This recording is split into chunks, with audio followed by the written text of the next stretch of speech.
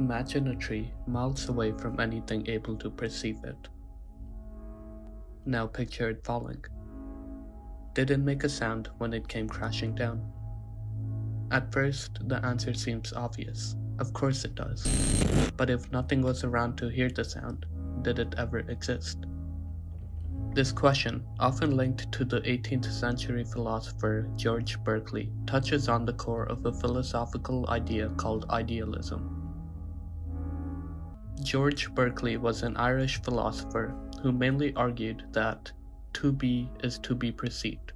This concept, known as immaterialism or subjective idealism, suggests that material things do not exist, and that objects and their properties exist only when perceived by a mind. Reality is completely dependent upon the minds of the subjects that perceive it. For Berkeley, if no one was there to hear the tree fall, it never made a sound. Berkeley's idea challenges our intuitive understanding of the world. It prompts us to ask, is reality dependent on our perception? The root of this idea has been played with for hundreds of years with many famous philosophers. Plato, a student of Socrates and teacher of Aristotle, lived during the classical period of ancient Greece.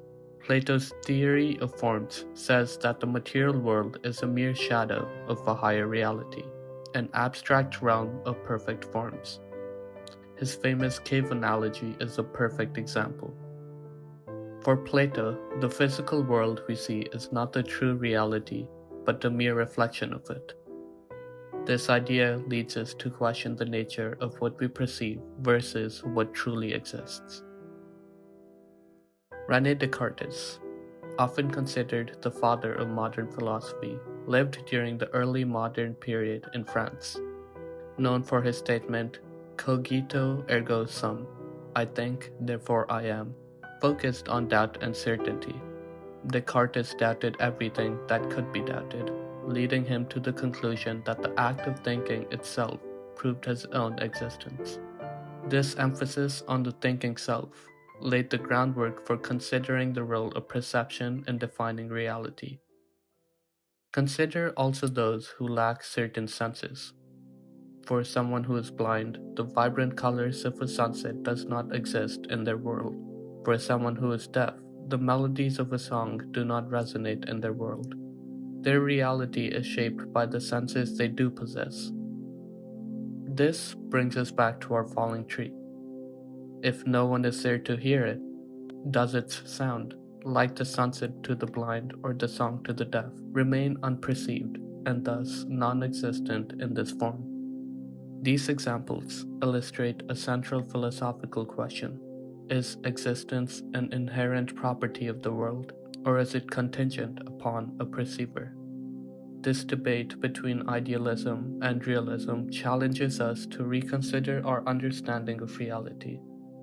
In the silence of an unobserved forest, the falling tree becomes a symbol. It invites us to question the fabric of reality and our role as conscious beings. Are we passive observers or active participants in the universe's unfolding story? In contemporary philosophy, discussions about reality and perception have evolved. Some argue that reality is constructed by our interactions with the world, a view supported by phenomenologists like Edmund Husserl and existentialists like Jean-Paul. Contemporary philosophers like Husserl and Sartre argue that reality is tied to human consciousness and that our iteration with the world is what meaning and experience is derived from, therefore creating reality.